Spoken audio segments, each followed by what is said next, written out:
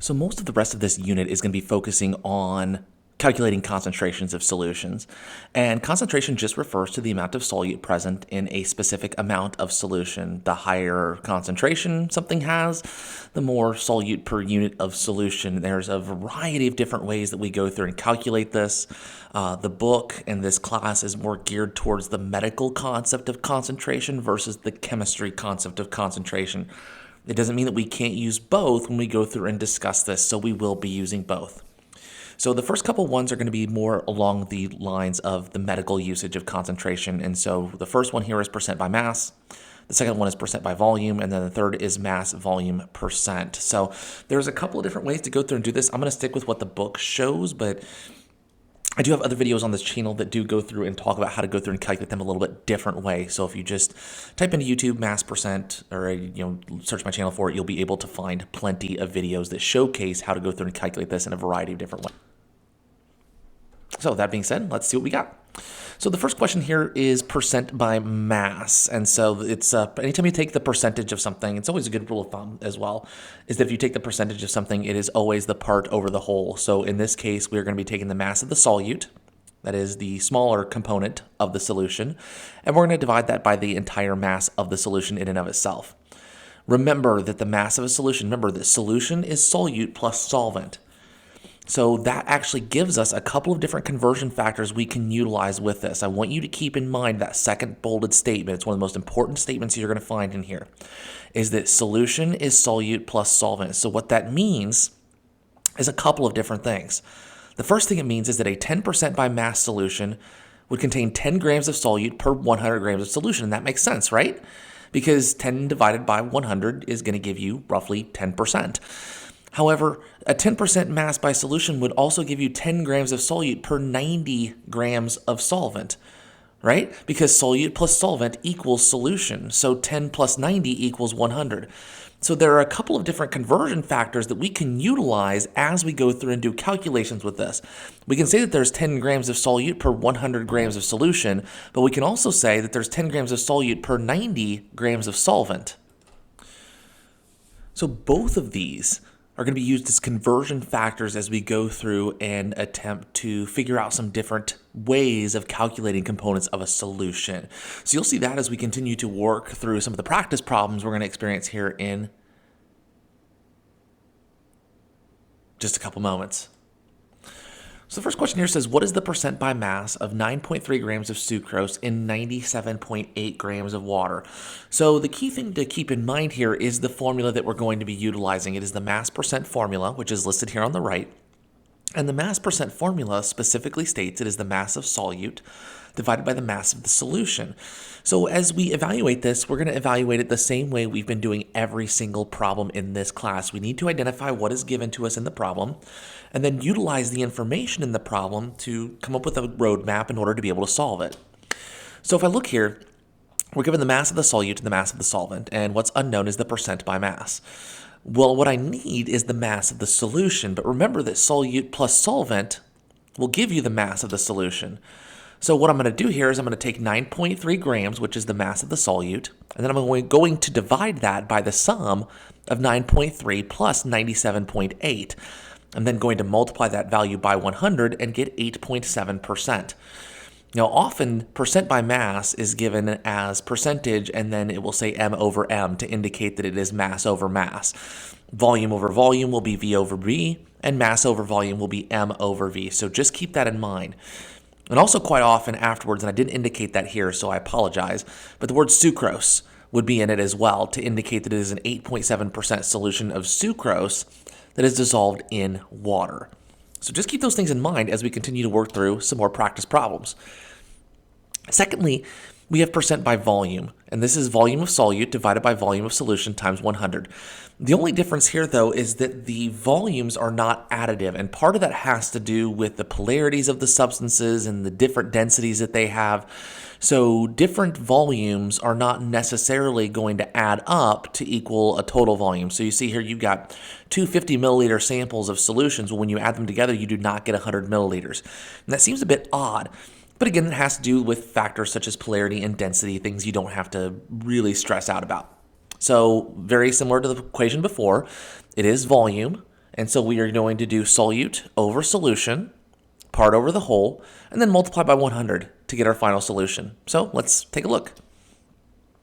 The next question asks us to determine the percentage of ethyl alcohol in a strong mouthwash. This brand has 27 milliliters of alcohol per 125 milliliter sample. So in this particular instance, our volume of solute and our volume of solution. So we really don't need to do anything with this other than really just plug in and solve. And that's the difference with volumes, is there really aren't going to be any quote unquote trick questions where I would ask you to calculate the solution based off of the solute and solvent. You're given solute, you're given solution, go through and calculate it. And that's why it's so important. As you do these types of problems, it's so important that you label everything appropriately, particularly solute, solvent, and solution. So that way you know if you need to add or not based off of the information in the problem. Regardless though, here, we have our information. We're simply just going to plug in and solve. So we're going to take 27 milliliters. We're going to divide it by 125, multiply by 100, round to 2 sig figs. We end up with 22% by volume of alcohol in mouthwash. Pretty straightforward there, all right? Let's keep rocking and rolling. So the last percent composition style of problem that we have here is the mass volume percent. And it is the mass of the solute and the volume of the solution. So same thing.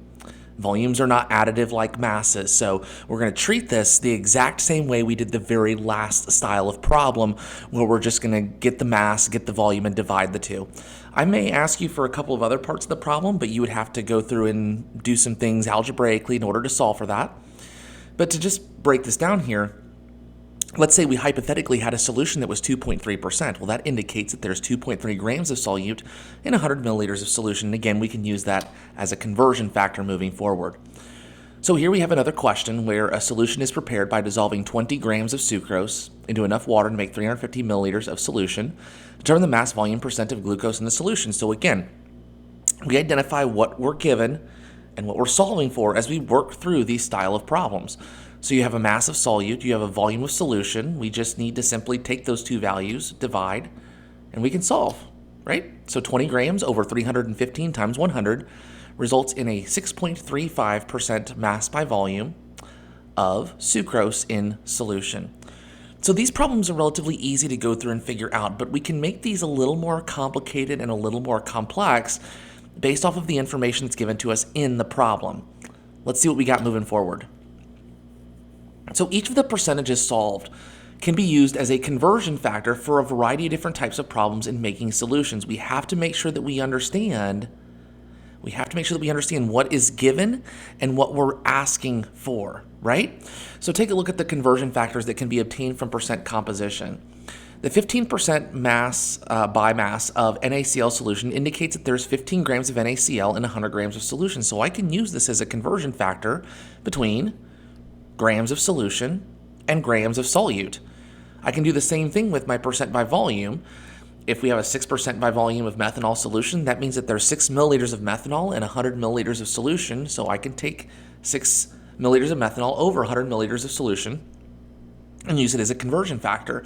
And the same can be said for mass by volume. So again, reading and interpreting the question, understanding what's being asked of me, and being able to figure that out is super important, including the labels of solute, solvent, and solution as we continue to work through this.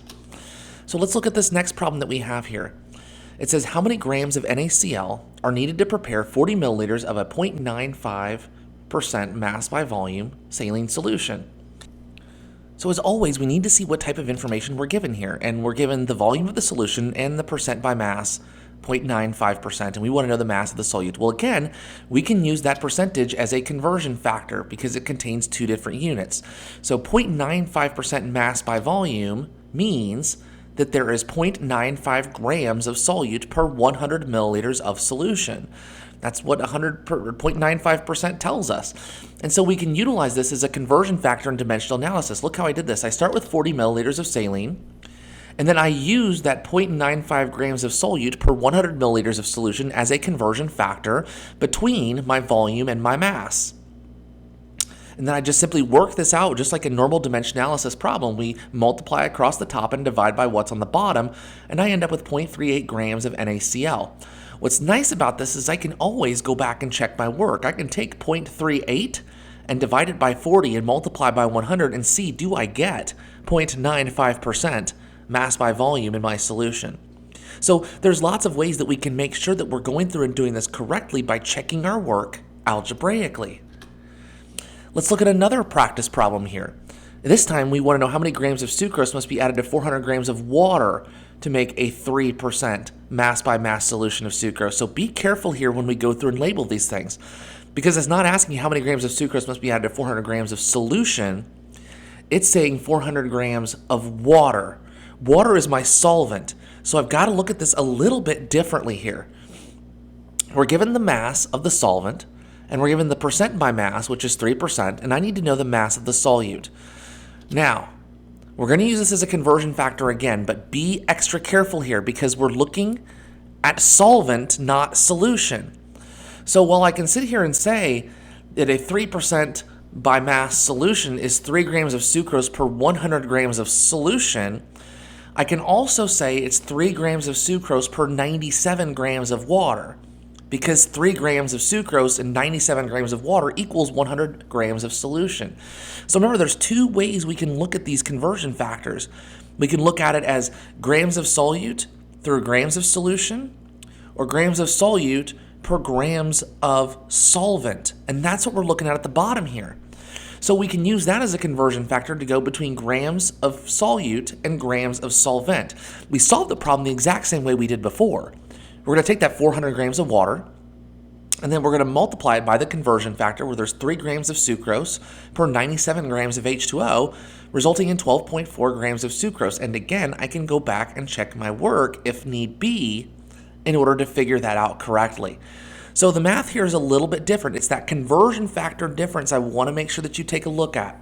Because we're going between grams of solute and grams of solvent, the conversion factor is not 3 to 100, it's 3 to 97. Again, just a little bit of a difference here when we go through and do these types of calculations. I'll work through another similar style of problem, just like what we did before. It says how many grams of sucrose must be added to 200 grams of water to make a 15% by mass solution of sucrose. So we're going to work this the exact same way. Take a look at the information that's given to you in the problem. We have a mass of solvent of 200 grams. Our percent by mass is 15%, and our unknown is the mass of the solute. So we're going to work this the exact same way. We're going to use the percentage as a conversion factor as it contains 2 different units, but in this time, I want you to think about this, it's not going to be 15 grams of solute for 100 grams of solution. It's 15 grams of solute per 85 grams of solvent or water. Again, that's the difference here. We're solving for solvent, not solution. So again, it takes a little more work to go through and figure out how we're going to go through and plug these in and solve. The algebra is done the exact same way. We start with 200 grams of water, and we're going to multiply it by the conversion factor we just solved previously. 15 grams of sucrose over 85 grams of H2O. And again, notice the units there. Whatever unit's on top of the first step goes on the bottom of the next step, and we continue with that work until we get to our right answer. The resulting solution is 35.3 grams, the resulting solute, rather, is 35.3 grams of lactose sugar. I think it's supposed to say sucrose, but you get the idea here. And again, we can go back and check our work.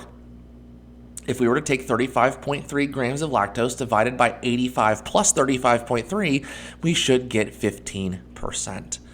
So again, read the questions very carefully. Make sure that you fully know what's given and what's being asked for, and we can go through and figure these out relatively easily.